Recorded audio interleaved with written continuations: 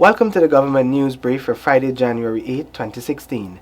In the news, Public Health Ministry closely monitoring barometer following detection of gastroenteritis cases, efforts afoot to enhance Guyana's international representation, and new minister to tackle housing backlog as first priority. With these and other stories, I am Azim Khan. The Ministry of Public Health is closely monitoring the indigenous community of Barometer Region 1 after an occurrence of gastroenteritis was detected. Minister of Public Health Dr. George Norton said that the cases of vomiting and diarrhea in the Barometer and surrounding communities are of concern to the ministry. The gastroenteritis-like symptoms have landed 60 persons in the Barometer Health Center since these were detected last month. One person has died from the illness. Some years ago, right in Parliament here, Mr. Granger moved the motion for an investigation, a commission of inquiry into deaths in the Northwest District, particularly the Port Kaituma area, of children dying from gastroenteritis. For some reason or the other, there had been a closing off of the media in terms of providing the public with information about that situation. We want to do it different. We want to be the first to let the media know that we are on top of the situation that has existed not in Port Kaituma now, but in the village of Barometer.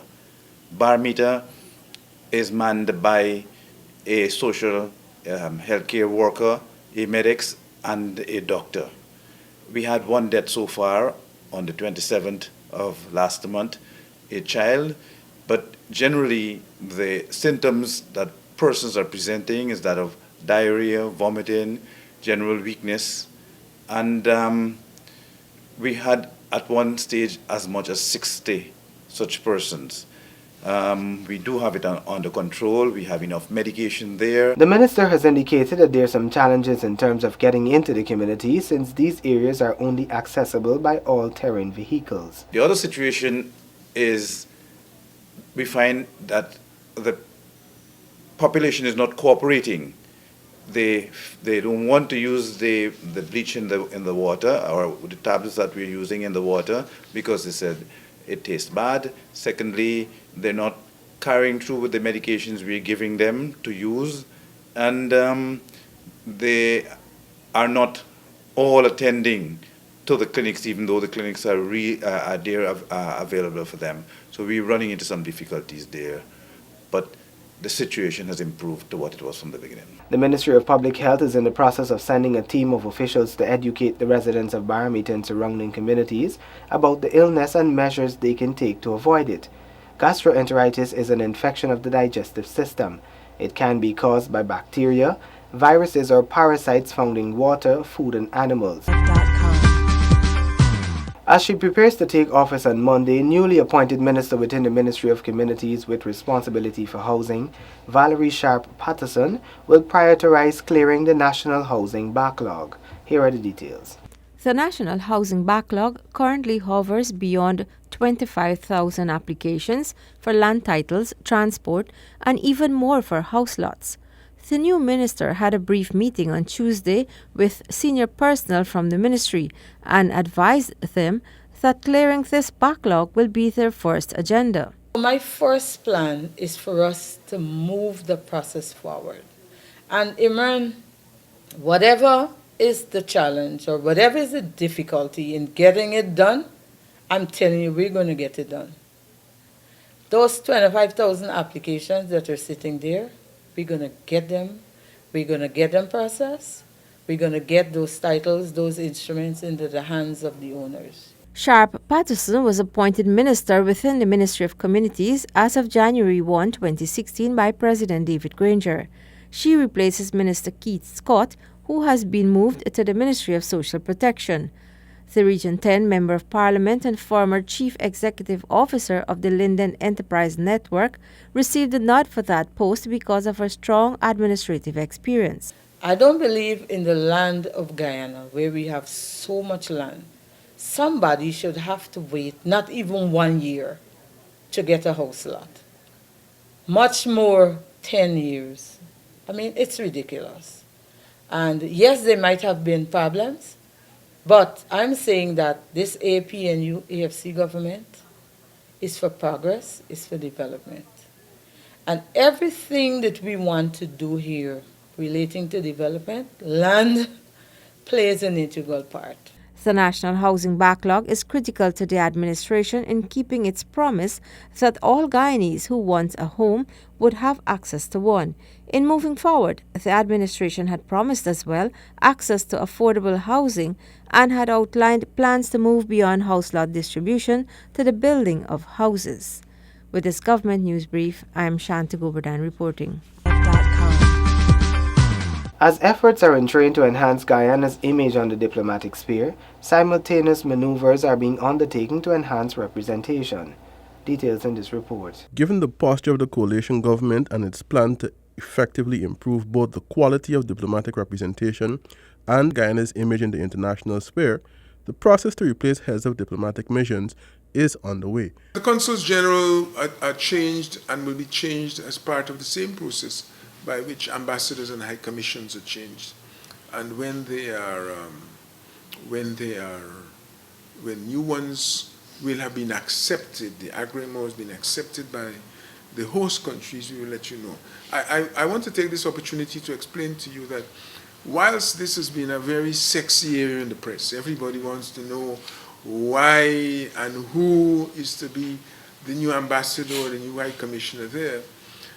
Let me just make it clear that the failure to announce the names of a new band of heads of mission, including consuls general, does not arise from any negligence. For the consuls generals to be changed, likely replacements first have to be identified by the ministry, after which the host country has to be informed of the likely appointees, and then another process of clearance or vetting is done by the host countries. Whilst a country like Guyana may not have such a lengthy process of vetting as compared to a country like the United States, which has many interests, threats, and dangers facing it, each country has a right to examine the likely appointees they receive carefully. One of our partners' cases, they reminded us that the process can take up to 3 months just to vet, and that's assuming they don't come back to you to ask questions.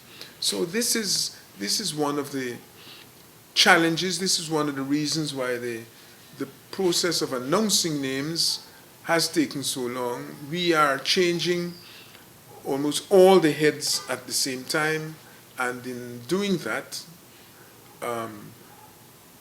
we run the risk that because countries will take a long time, it looks as though nothing has actually happened. But that is not the case. The changing of the heads of missions is part of a wider plan for the coalition government, which will improve Guyana's image internationally.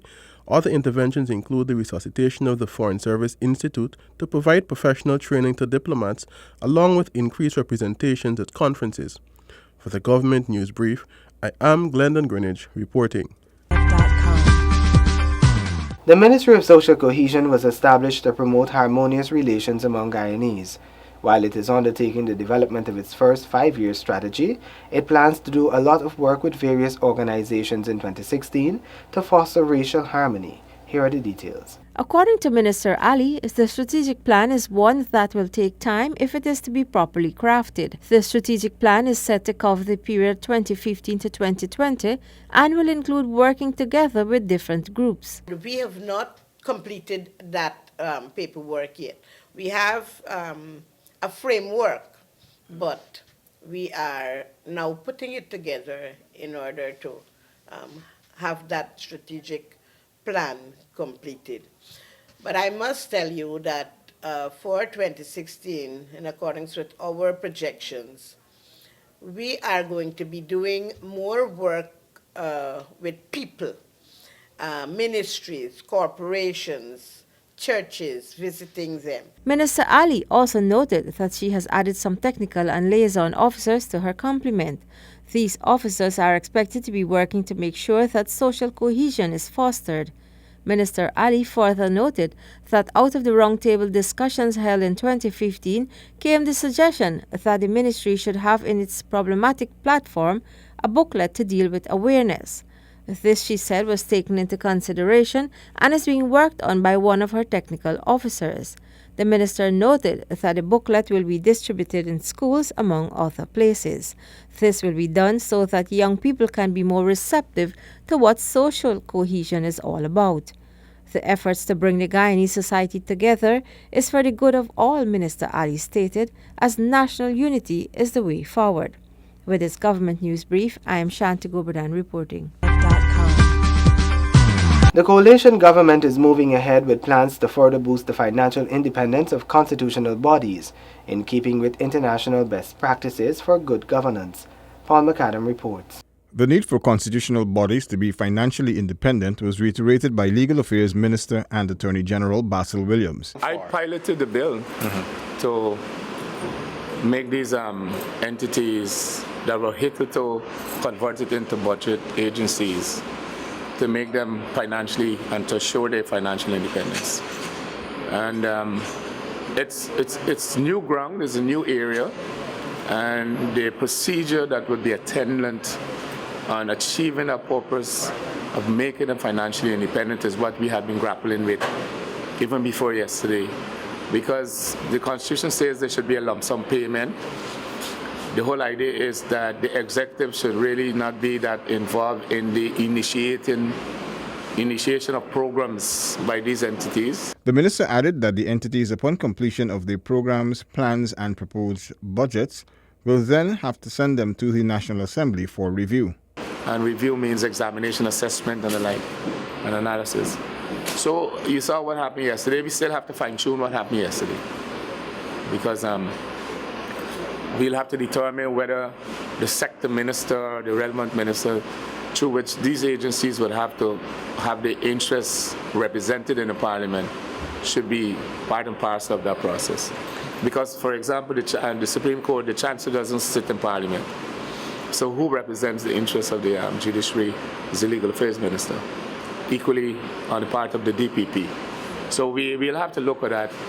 So, what you saw yesterday was an experimental exercise, but the whole idea is that we are determined to ensure that constitutional bodies have the independence to initiate their own vision for the various sectors that they are involved in. The move to assure the independence of constitutional agencies and bodies is in keeping with international best practices for good governance.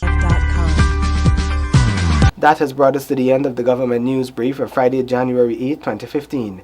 All our programs are on our website. You can also find us on YouTube and Facebook. Remember to send us your Guyana Nice photo. Here is ours.